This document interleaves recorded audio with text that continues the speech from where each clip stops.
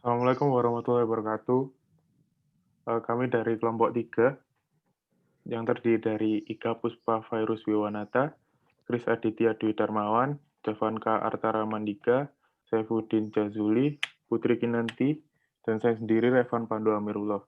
Kami akan mempresentasikan tentang penulisan gaya IEEE atau Institute of Electrical and Electronics Engineers. Next.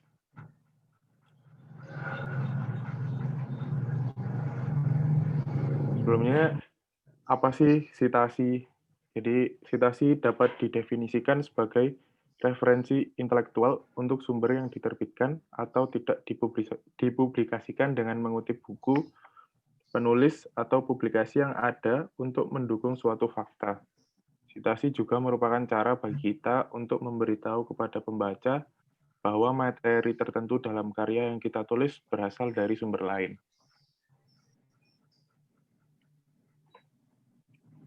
Penulisan gaya IEEE.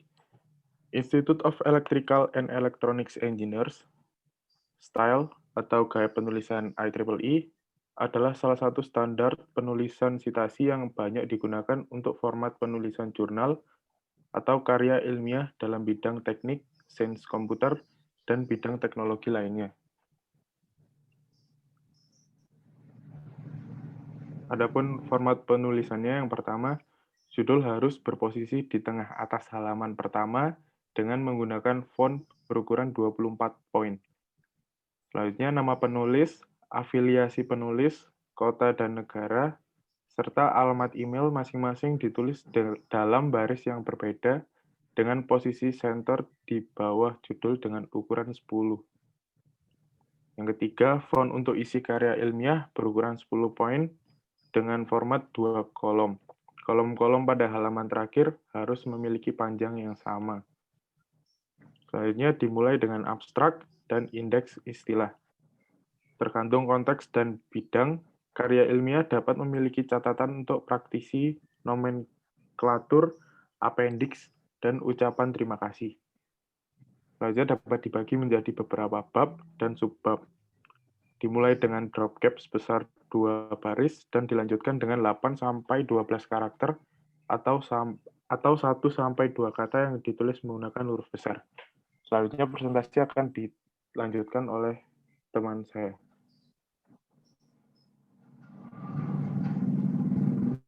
Terima kasih. Saya akan melanjutkan dari format penulisan abstrak dan indeks istilah.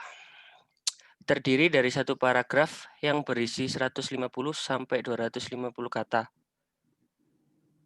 Dua singkat dan akurat dalam meringkas isi karya ilmiah. 3 format sederhana atau tidak perlu typeset khusus ataupun materi di luar abstrak itu sendiri. 4. Dilarang menggunakan singkatan, catatan kaki, referensi, tabel, gambar, skema, grafik, dan perhitungan matematika. 5. Indeks istilah dan abstrak masing-masing berbeda paragraf. 7. Indeks istilah diurut secara alfabetik. Dan yang terakhir, kata yang perlu dihuruf kapitalkan dalam indeks istilah adalah kata pertama, akronim, dan kata-kata khusus yang memerlukan kapitalisasi. Ini adalah contoh abstrak dan indeks istilah.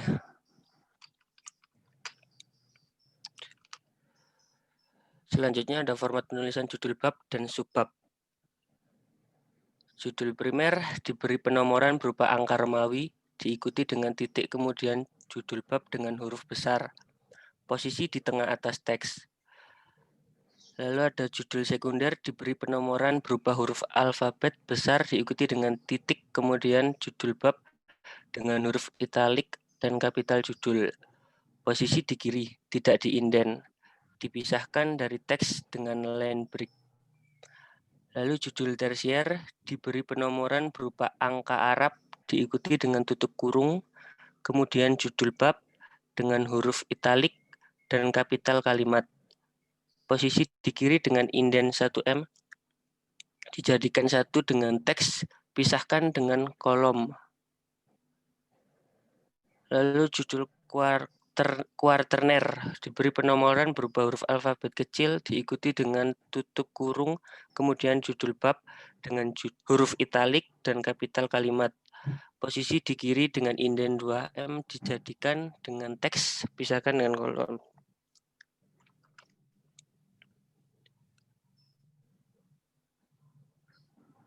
Saya lanjutkan. Dan gambar berikut merupakan contoh dari judul bab dan subbab, di mana untuk judul bab ya jika dicontoh adalah A secondary heading dan subbabnya adalah angka 1 ini tertiary heading dan yang A ini quaternary heading. Selanjutnya adalah format penulisan judul appendix. Pertama, jika hanya satu, cukup beri judul appendix. Selanjutnya, jika ada banyak penomoran judul, boleh menggunakan angka Romawi atau huruf alfabet kapital. Formatnya adalah kata appendix diikuti dengan angka Romawi atau huruf alfabet kapital. Kemudian harus memiliki subjudul, di format seperti judul bab primer tanpa penomoran. Contoh appendix bisa dilihat dalam gambar di bawah. Dan selanjutnya adalah format penulisan, judul lainnya, dan referensi judul bab. Judul referensi dan ucapan terima kasih, sama seperti judul bab primer tetapi tanpa penomoran. Kemudian jika ingin mereferensikan bab sebelumnya dalam teks, kapitalisasi kata bab dan pisahkan subbab dengan bab menggunakan tanda penghubung. Contoh, bab 3, bab 4C, bab 1A5, dan bab X D2A. Selanjutnya akan dijelaskan oleh teman saya, Jazuli. Terima kasih. Kemudian saya akan menjelaskan mengenai format penulisan catatan untuk praktisi. 1, yaitu fungsinya untuk menjelaskan aplikasi dari karya ilmiah tanpa menggunakan jargon, sehingga mudah dimengerti oleh pembaca yang tidak berkecimpung dalam bidang yang didalami oleh penulis. 2, tidak mengulang abstrak. 3, mandatori atau tidak harus ada.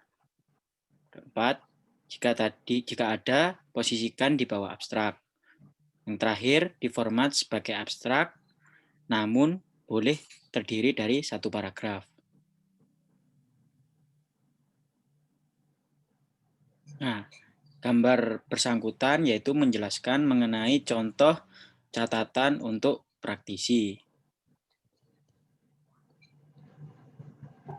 Kemudian, untuk slide selanjutnya akan dijelaskan oleh teman saya yaitu Putri. Selanjutnya ada format penulisan nomenklatur. Yang pertama, bagian yang mendefinisikan simbol-simbol atau variabel-variabel unik. Yang kedua, tujuannya untuk menghindari pendefinisian simbol atau variabel di dalam isi teks. Ketiga, posisi sebelum bab pendahuluan. Keempat, judul diformat seperti judul bab primer tanpa penomoran. Yang kelima, format teks. Simbol-simbol atau variabel-variabel berada di sisi kiri. Posisi pengertiannya adalah kata 1M setelah simbol atau variabel terpanjang. Gambar berikut adalah salah satu contoh dari format yang bernama nomenklatur. Selanjutnya, format penulisan, gambar, tabel, dan formula. Yang pertama, posisikan di tengah kolom di mana gambar, tabel, atau formula tersebut muncul. Yang kedua, diberi nomor secara konsekutif namun terpisah. Yang ketiga, ada tabel. Label tabel ditulis seperti judul bab dan diposisikan di atas tabel dengan penomoran angka Romawi. Penjelasan tabel atau jika perlu ditaruh di bawah tabel. Selanjutnya ada gambar. Label gambar ditaruh di bawah gambar. Formatnya adalah kata fix, diikuti dengan angka Arab, tanda titik, dan spasi M, kemudian judul atau penjelasan dari gambar tersebut. Yang terakhir ada formula. Posisi di tengah-tengah kolom diberi tanda berupa angka Arab di dalam kurung yang berposisi di kanan formula. Contoh berikut adalah contoh dari tabel penulisan dari gambar, teks, dan formula.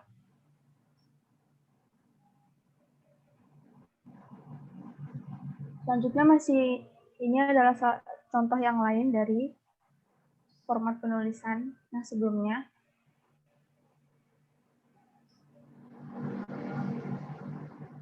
Nah, ini adalah salah satu contoh dari penulisan dari format formula.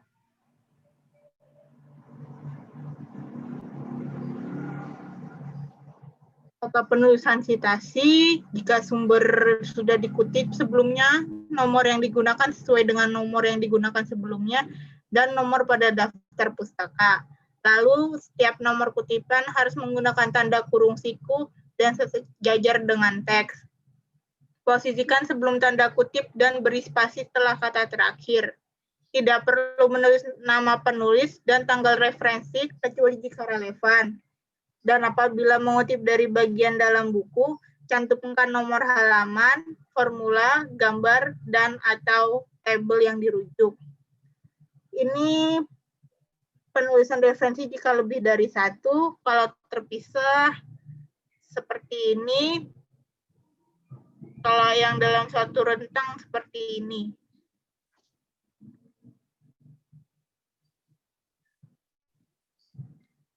Ini sumber-sumber rujukan yang kita ambil untuk membuat presentasi ini.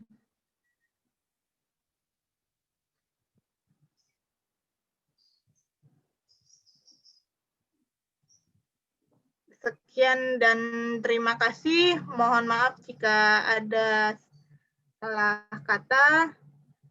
Assalamualaikum warahmatullahi wabarakatuh.